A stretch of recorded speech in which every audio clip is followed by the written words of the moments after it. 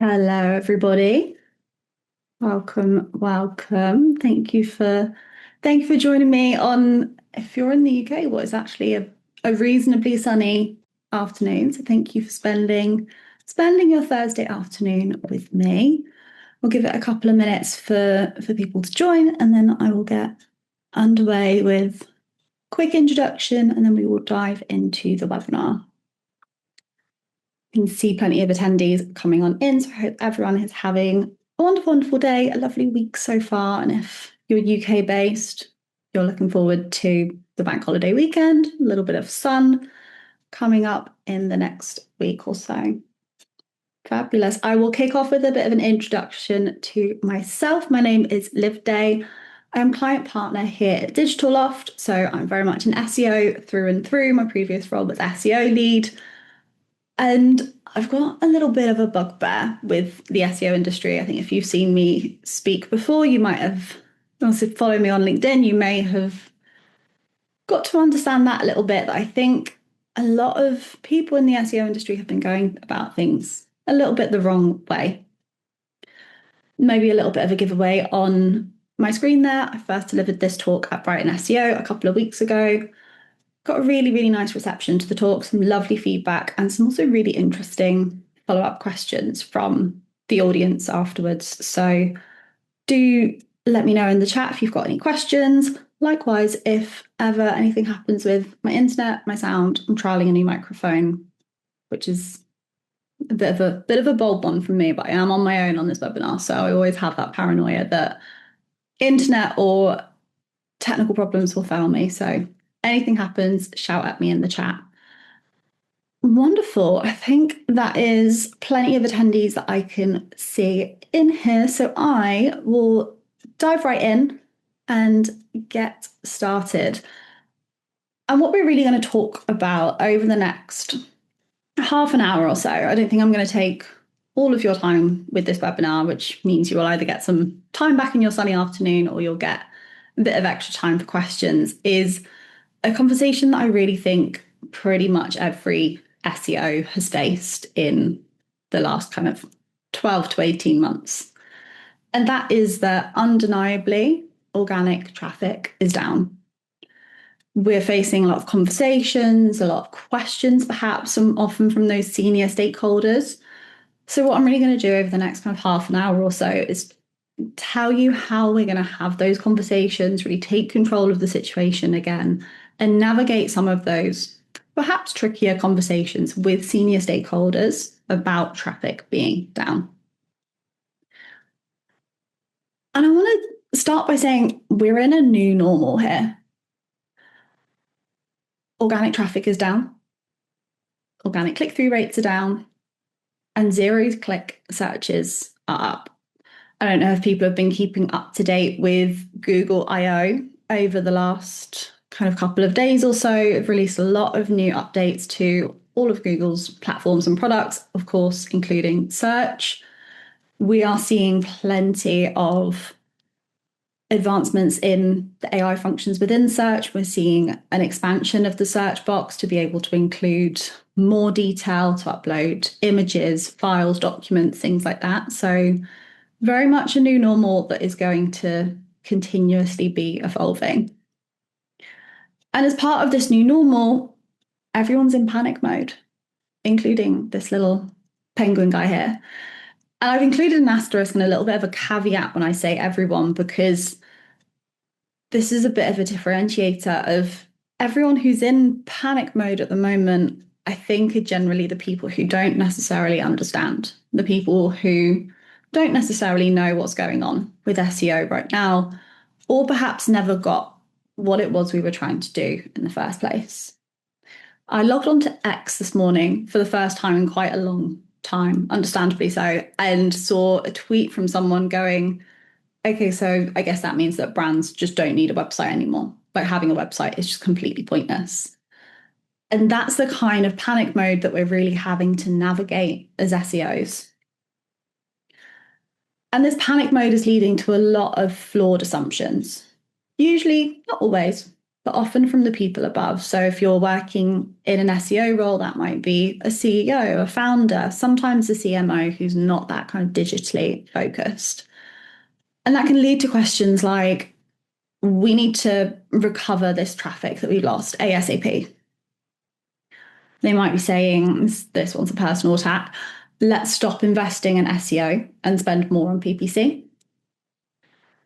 We'll get some of those questions, like I saw on X this morning, of people going, is SEO even worth it anymore? Is it even worth having a website for a brand? Quite the common one, particularly among some of those people higher up, of let's focus on LLM visibility instead, rightly or wrongly so, and perhaps often without kind of the data and customer insights to back that thought up. And then everyone's favorite, SEO is dead. And that is a narrative that we have been hearing for about 2 years now. And coming from someone in an SEO agency, I can very much confirm that SEO is alive and kicking. But it's really no surprise that people are thinking that way and that people are having some of those misconceptions, because we've been inundated with LinkedIn articles, other publications, often fairly kind of reputable publications, saying SEO is dead. Apparently, according to Google, I do not think Google have actually ever said this. But we're really being fed a narrative that SEO is dead. So is it any wonder that senior stakeholders are perhaps reading this on a quick glance on LinkedIn and going into panic mode? So as SEOs, whether you work in-house at a brand or whether you work in an SEO agency, it's really our job to explain what is really happening. And that traffic isn't just down because everybody has turned to ChatGPT. We're onboarding a new SEO client at Digital Loft next month. It's an e-commerce brand that we're very, very, very excited about. And their traffic has been on a downward trend for the last kind of 2 years or so. They have been told, perhaps internally, perhaps by other agencies, that this traffic is down because everyone's going to ChatGPT instead of Google. When you dig into the data, their ChatGPT traffic is up. They're seeing about 10,000 more sessions over the last 12 months compared to the previous 12 months, but that's pretty understandable as people are adopting the platform more and more. But they've lost like 50,000 sessions from organic. Yes, traffic from ChatGPT is increasing, but it's not replacing the traffic that has come from Google, or at least not nearly entirely. So over the next kind of 20 minutes or so, I'm really going to build a bit of a framework for how we're going to have better conversations about organic traffic losses, which are often very inevitable with senior stakeholders. But firstly, I want to make sure this, and this really goes for pretty much anything in the world of SEO, is make sure you're talking about it before you're asked about it. If you work at an SEO agency and you have a client coming to you saying, I've noticed my traffic's down, why is that? You're immediately on the back foot. You immediately, as a human, tend to get a little bit defensive, perhaps, and you panic and you go, oh, well, no, you don't know the answer. Whereas if you're coming to a client with the right kind of thought process, right frameworks for having those conversations, you're in a much better place.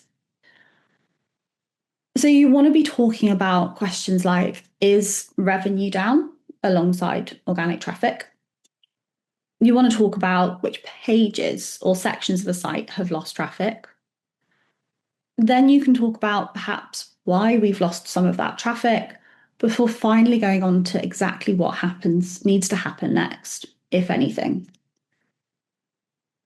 And then before I go into each of those in a little bit more detail, it's important to think about the kind of date ranges that you are looking at when you're talking about traffic losses. If I'm analysing drops in traffic, I'll generally look at the last 3 months and compare them year over year. 3 months is a good enough date range to get a representative sample, but any longer and you might not kind of pick up some of the nuances that we're seeing in an industry that's changing so quickly. What happens kind of 1 month ago might be very different than what was happening 12 months ago. And comparing year over year allows you to kind of normalize for any of those seasonal changes that you might see as well.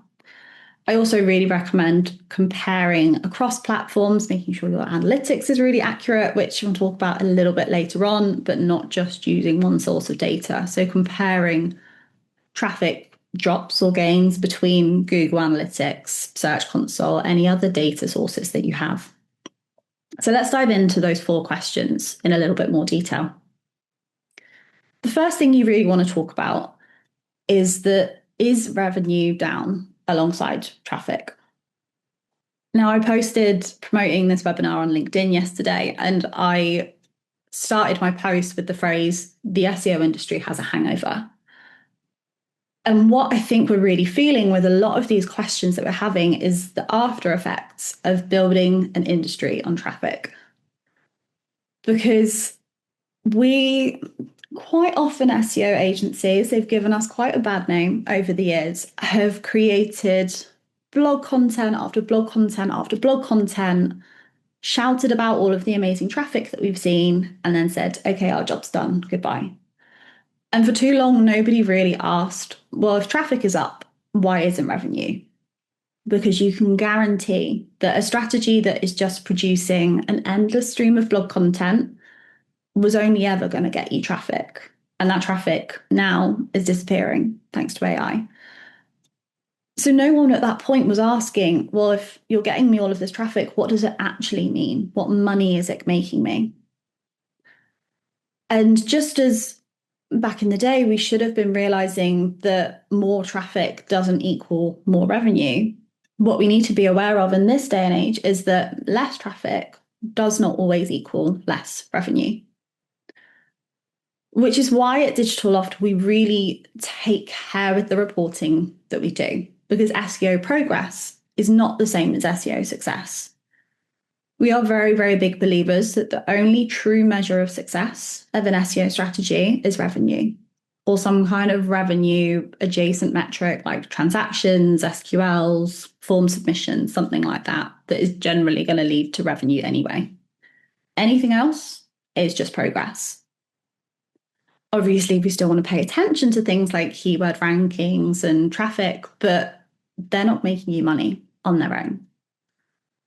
So at Digital Loft, when we talk about our core metrics that we're reporting on, we put them into 3 buckets. We start with our traction metrics. You might want to report on traction metrics at the very beginning of a project or something that you've implemented, because that can be your really early indicators of success. So you might measure traction by keyword rankings. But I've specifically said here, keyword rankings that are related to commercial searches, those buying intent keywords, not just random keywords from people who don't want to buy from you. You can measure that traction with organic impressions. You can look at earned links and mentions, like if you're doing a digital PR campaign, for example. You can look at AI recommendations and citations, visibility in SERP features, and then brand search as well. Those are those really early indicators that you're seeing some success with your strategy. Those traction metrics will then, if you keep doing them, transform into your traffic metrics.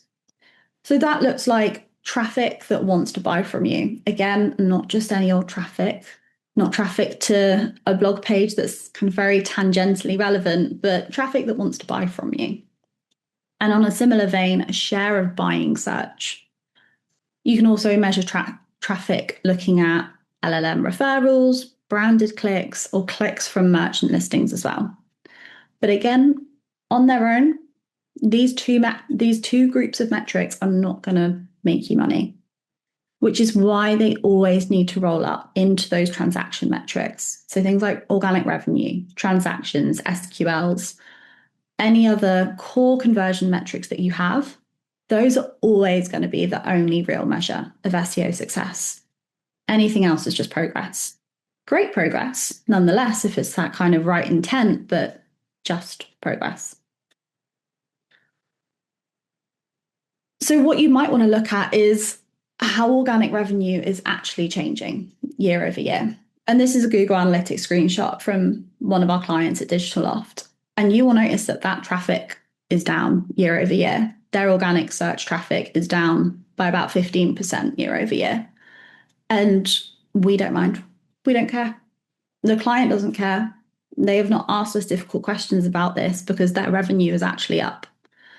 Their organic revenue is up about 7.5% year over year. So why would they care that traffic is down?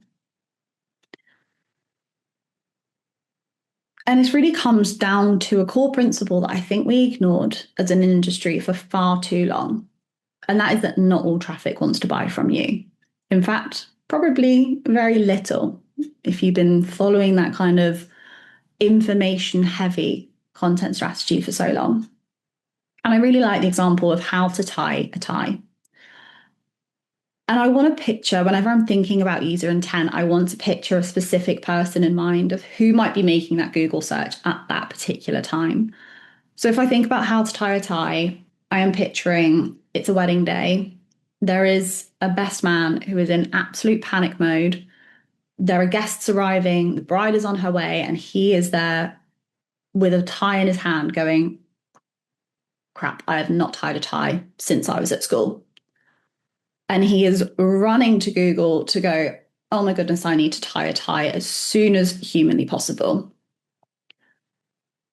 So he is going into Google, he's typing in that search, and he wants the quickest information that he can find, and he wants that information for free. But for too long, that kind of success metric or that kind of content strategy was employed by menswear retailers who that person typing in how to tie a tie had the tie in their hand. They were never going to go and buy a tie from you. So when we're looking at organic revenue in relation to traffic, ask yourself, is revenue flat or growing? And kind of use relation to whatever your client's goals are or whatever your business's goals are. You know what's going to be a good benchmark for you in terms of growth. But if your traffic is down and revenue is actually flat or growing, the traffic that you lost never wanted to buy from you in the first place. This isn't going to be affecting business performance, but if you're still getting those questions around traffic drops, perhaps you need to reset some expectations about what really matters. But on the flip side, if traffic is down and revenue is also down, then this is a business performance issue. And what you need then is a really clear picture on why that's happening, what needs to be done to recover this. I'm not going to teach you in this webinar how to build an SEO strategy. I'm sure you are all very much capable of doing so, but that's the kind of distinction that you need to make of, is revenue actually seeing an impact here? Or is this traffic drop essentially just noise? And this really comes down to a belief that we really, really strongly have at Digital Loft that traffic on its own is a vanity metric. It always was, and it always will be, but it's becoming a lot more obvious now. The second thing that we can look at if traffic is down is what pages and site sections have lost traffic, because not all traffic was created equal. So one thing that we do on our reporting dashboards for all of our Digital Loft clients is, yes, have traffic as a metric that we report on, but we'll also break it down for different site sections. So we'll have a Looker Studio, Data Studio. It's got whiplash from the amount of times it's changed its name. It will probably change its name by the end of this webinar. We have a Data Studio dashboard that has, yes, the traffic, but it will also have homepage traffic, collection page traffic, product page traffic, blog traffic, all of the different sections of our site. Because if we're seeing drops across the board, it's probably not equal drops across every single site section we have. So you can use Google Search Console to isolate out those specific areas, work out exactly what is happening here, work out what kinds of pages have lost organic traffic. And for a lot of the sites that we're working with, it's the blog traffic. Understandably so. But again, the blog traffic that was probably never going to buy from you in the first place. So you ask yourself that question of, are we losing traffic that wants to buy from us? Or are we losing the traffic that just wants free information? And then when you come to kind of a CEO or someone who's sort of like holding the purse strings and you say, oh, were you wanting to spend our SEO budget on giving out free information? They're obviously going to be saying no, and they won't really care as much. Next, we can dig into why we might have lost traffic. There's a whole host of reasons why traffic might be dropping, some obvious, some perhaps less obvious. One of the big ones that we've had throughout all of our years in the SEO industry is that traffic might be dropping because rankings have dropped. You can use a whole host of tools to figure this out. You can use Google Search Console, you can use SEMrush, whatever rank tracker you want. But that is one of the possibilities, that rankings may have dropped and therefore traffic is dropping. And we know how to restore rankings. One other possibility is that rankings might be stable, but click-through rates might be dropping year on year. This is a really tricky situation. We have a client at Digital Loft that I did some fairly in-depth analysis for last year. They have ranked consistently in position 1 for their kind of highest priority keywords over the last couple of years. The click-through rate in their industry and for their site has dropped from about 3.5% to 0.1%. And that is purely from changes that are on the SERPs. There's more paid listings that are showing. There's a really long Google AI overview. And that position 1 ranking that they have held just doesn't have as much weight as it once did. One thing that I really like doing is looking at the Advanced Web Rankings click-through rate tool. Really, really recommend this if you don't use it regularly. It's a really nice way of bringing data into conversations with clients and senior stakeholders. So this is real world click-through rate data that updates every single month, and you can filter it by country, by device, by industry, by the SERP features, so whether you've got organic shopping listings or not, things like that. And what we can see here is that for a particular example, position number 1 would have got you about a 28% click-through rate in January 2025. And just 1 year later, that's about 24%. So what this means in real world terms is that for every 100 times someone is searching for your target keyword and seeing you in position 1, for every 100 times that happens, you're probably getting about 3 or 4 fewer clicks than you were this time last year. And that is real data that you can bring into the conversation. Say this is real world data and this is not something that you're trying to hide behind. This is a real kind of understanding of this new normal that we're in. And we know that organic click-through rates are declining. It is no surprise probably to anyone on this call that they are declining because of AI overviews. They're giving you that quick information that we've been trying to answer with a 2,000-word blog post. One thing that I don't think we're talking too much about is that we're really seeing a lot more ad space on search results than we did 2-3 years ago. So if you think about kind of the pixel space and how far you're having to scroll to get to position 1, that is significantly more with that increase in ad space. That's also somewhere where you can really nicely align between SEO and PPC if we're making those kind of observations. And it's a term that we're actually not targeting for PPC and we're seeing real drops in click-through rate. That's how you can really align those strategies. Merchant listings or organic shopping listings, the free ones, probably the biggest opportunity that I see for almost every e-commerce brand right now.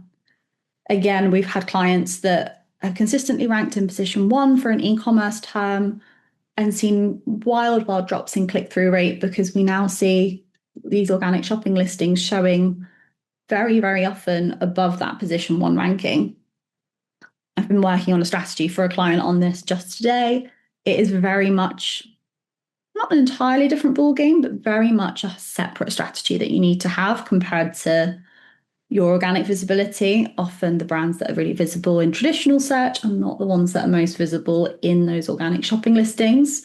So if you're an e-commerce brand, really, really something you should be paying attention to, making sure you're visible not just in the traditional search results, but also every other search feature that might be influencing a buying decision.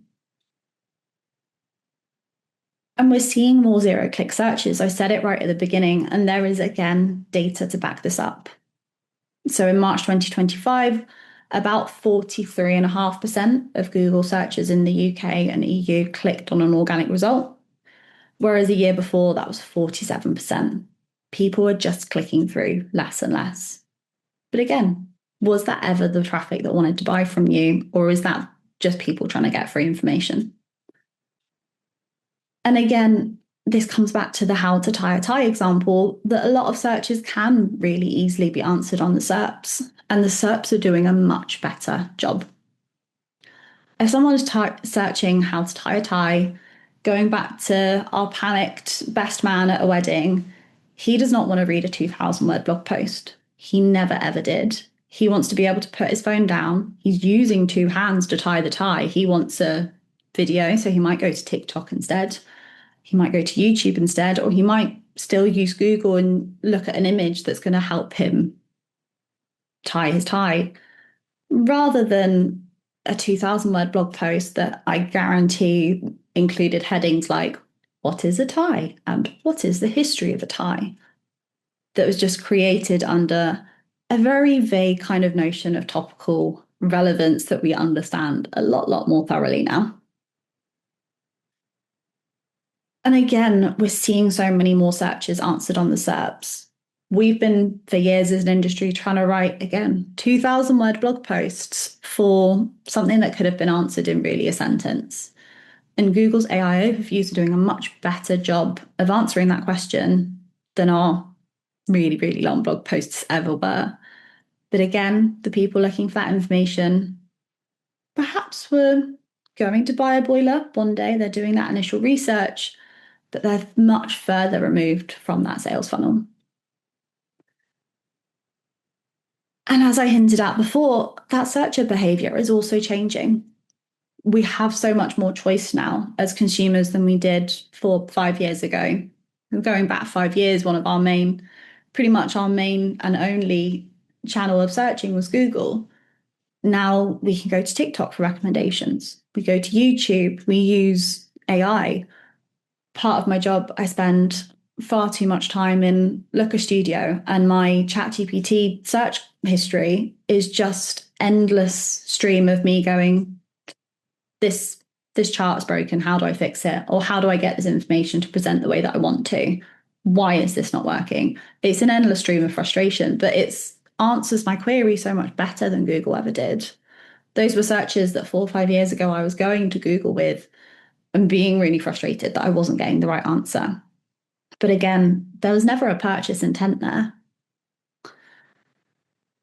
And as much as we're talking about AI and how much it's potentially stealing a little bit of traffic, I don't want us to get panicked here. Google still gets 138 times the amount of traffic that ChatGPT does.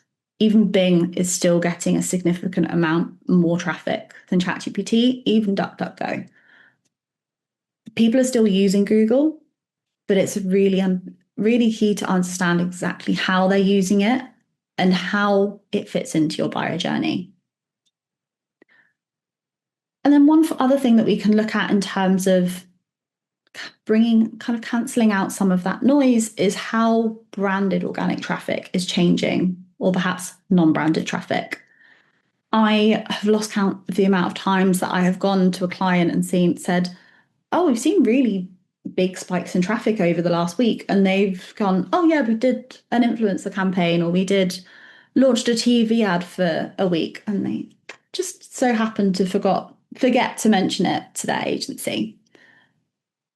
So what we often want to do is to really isolate the impact of our SEO strategy in particular is filter out just that non-branded traffic. Of course, SEO will have an impact to play in branded search, but we can have a look at non-brand search so that we can bring out some of that noise around branded activity and things like that as well, so we can really isolate the impact of the work that we're specifically doing.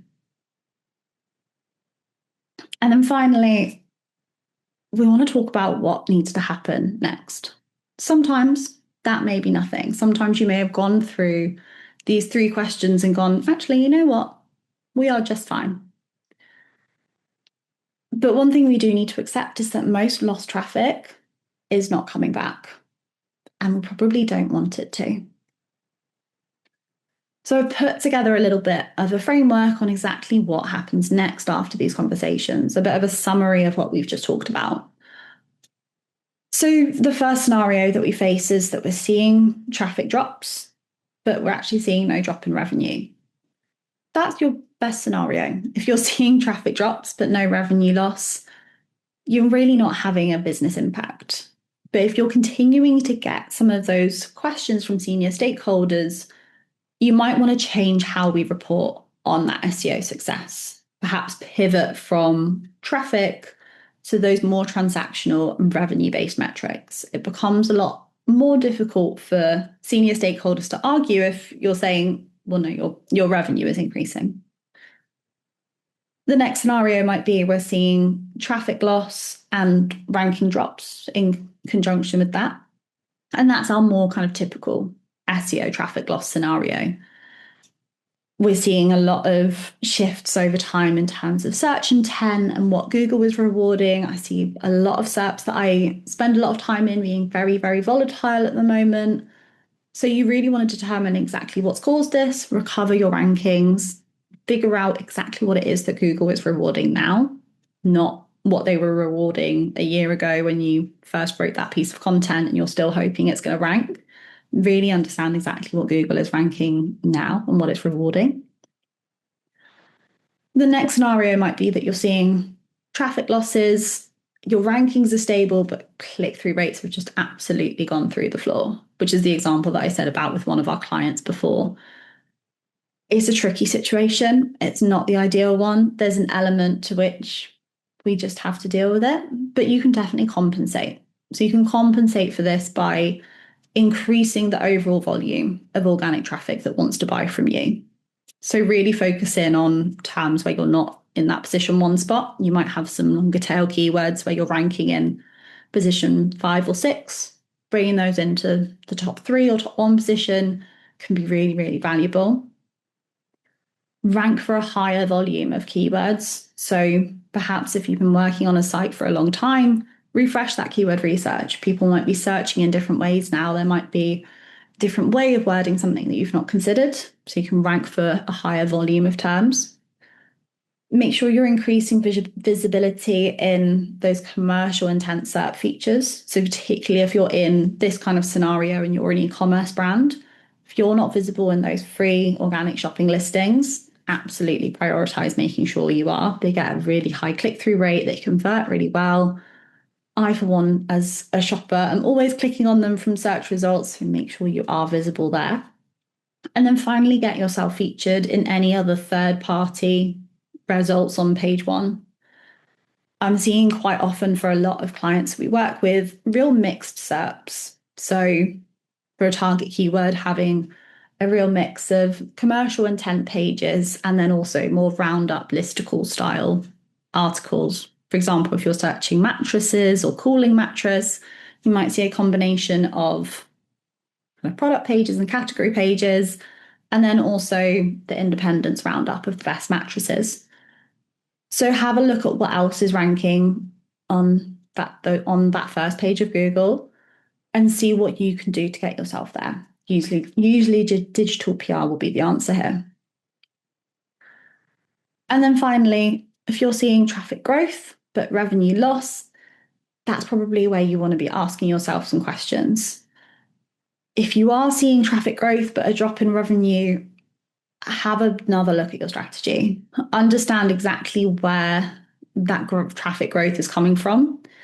Is it traffic that actually wants to buy? Have a real kind of deep dive into how your commercial pages are performing. If this traffic growth is all coming from informational content that's just giving out free information, you might want to reassess where your strategy is heading, or you might have some difficult conversations in the future. And then a final note before I've seen a couple of questions have come through. Please make sure that your analytics and attribution data is accurate. I say this from personal experience as someone who has plenty of times gone to report on traffic drops or think that there's been traffic drops and actually dug into Google Analytics and it's just not accurate. I have the privilege at Digital Loft of having access to, I think I've got about 50 different analytics properties in my Gmail account at this moment. And I think having looked across all of those, Google Analytics data quality is probably the worst it's ever has been. There's a variety of reasons for that. Probably a talk for another day for someone who knows a lot more about it than I do. But do that analysis, do that audit of whether your analytics and attribution data is accurate. I'm seeing, for example, a lot of instances of sites updating their cookie banner and not thinking that that's something that they need to factor into analytics or mention to an SEO agency. Again, I've got a screenshot here from one of our clients' analytics platforms where organic search is down 12% year on year, but direct traffic is mysteriously up by over 140%. They may have done a wonderful branded campaign that has led to a lot of direct traffic. My guess would be, and I say guess, I have looked into this a lot more and know exactly what is happening here, is that their attribution is not accurate at all. So quite often you may be seeing traffic drops. Just double check and sense check that that is actually what is happening here. But that is everything from me about how to discuss some of those tricky traffic drops with senior stakeholders, how to answer some of those common questions that may come up. And speaking of questions, I have seen a couple pop in through the chat, so I will get to those now.